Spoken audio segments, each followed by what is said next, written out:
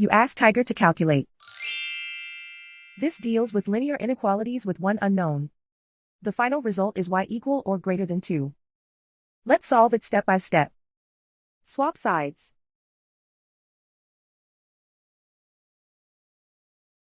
Group all constants on the right side of the inequality.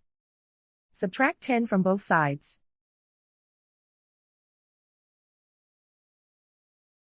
Simplify the arithmetic.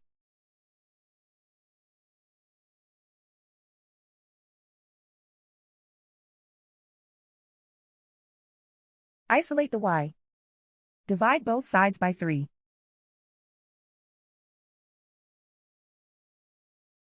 Simplify the fraction.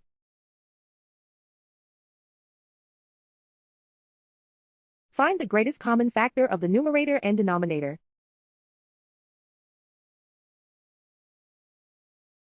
Factor out and cancel the greatest common factor.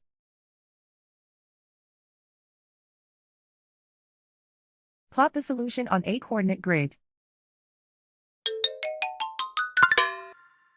And so the final result is y equal or greater than 2.